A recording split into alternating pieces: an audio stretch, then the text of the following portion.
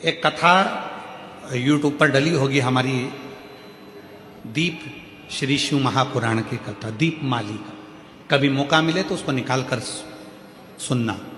उसमें वर्णन किया था, दीप एक दिया जो आप भगवान को लगा रहे हो, उस दिए को अगर सुबेरे भी आपने उसमें दिया लगाया, शाम को भी दिया लगाया, रात को उसको धोकर या मांझ कर रख दिया, या सुबेरे उसको धोकर मांझ कर फिर वापिस दिया लगाया, वही एक दीप तुम्हारे घर में रोज रोज रोज रोज प्रतिदिन अगर वो दीपक तुम्हारे भगवान के सामने जल रहा है। अब तुमने चाहे हनुमान चालीसा का पाठ करा हो, चाहे तुमने राम रक्षा स्तोत्र का पाठ करा हो, चाहे तुमने गिरिराज चालीसा करी हो, चाहे तुमने सर्वोत्तम जी का पाठ करा हो, चाहे तुमने शिव चालीसा करी हो, चाहे तुमने श्री शिवाय नमस्तुभ्यम बोला हो, चाहे गीता जी का पाठ करा हो, वो दिया जो तुमने भगवान के सामने रखा, उसमें बाती लगी है, जल रहा है, उसके सामने बैठकर आप सारी पाठ उसकी साक्षी में करते हो, तो वो दीपक भी सिद्ध हो जाता है। इसलिए हमने पहले भी कथा में कहा, जब घर का कोई व्यक्ति, उसका निमोनिया, उसका बुखार, उसका शरीर का ताप जब उतरता ही नहीं है, तब जिस दीपक को तुमने रोज लगाकर आरती पूजन करी है, उस दीपक को पानी में डाल दिया जाता है, पानी में से निकाल दिया जाता है। उसी पानी को उसके शरीर पर दिन में कम से कम 3 से 4 बार उस पानी से पोंछा जाता है, तो धीरे धीरे वो ताप, वो बुखार उतरना प्रारंभ हो जाता है, निमोनिया ठीक होना प्रारंभ।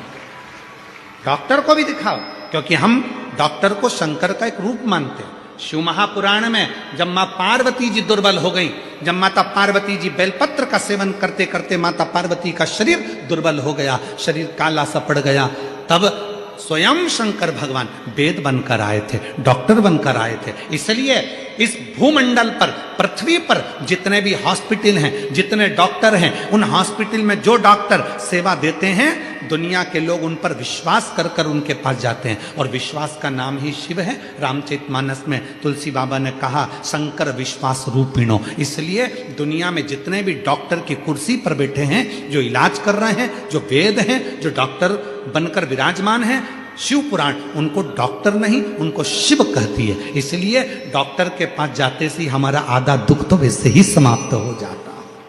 डॉक्टर के जांच कराओ, डॉक्टर के ये रिपोर्ट लाओ, वैसी रिपोर्ट लाओ, पर इलाज डॉक्टर के अनुकूल। और साथ में जो दीपक तुमने लगाया है, रोज रोज उसी दीपक को जला रहे हो, तो दीपक सिद्ध हो गया। दीप, बोलो क्या क्या चीज है? दीप, आसन और पात्र, जल का पात्र, ये 3 सिद्ध होते चले जाते हैं, इनकी सिद्धता बढ़ जाती है।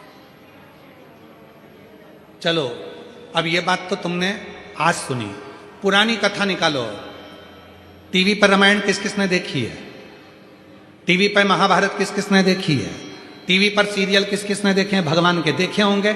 महाराज जी को क्रोध आता है, वो अपने कमंडल का जल निकाल कर तुरंत श्राप दे देते हैं। बोलो देखा कि नहीं देखा? जम के तो बोलो, देखा ना? श्राप किस चीज से लगा? जिस कमंडल को महाराज जी पूजन में रखते थे, किसी दूसरे के कमंडल का जल नहीं, अपने कमंडल का जल, मतलब पात्र, जो शिव महापुराण की कथा कहती है, दीप, आसन और पात्र। जिस पात्र को आप अपने शिव के पास लेकर जाते हो, जिस पात्र से आप साधना करते हो, जिस पात्र से आप शिव को जल चढ़ाते हो, जिस पात्र से आप शंकर की पूजन करते हो, वो पात्र सिद्ध हो जाता है और उसका जल भी सिद्ध हो जाता है। पात्र की सिद्धता।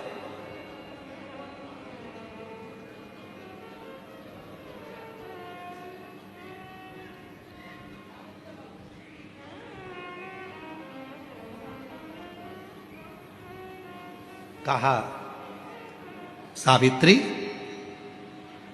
दीप, आसन और पात्र जब ये एक रहें, तो संसार में किसी की हिम्मत नहीं है कि कोई तिरछी निगाह से देखे।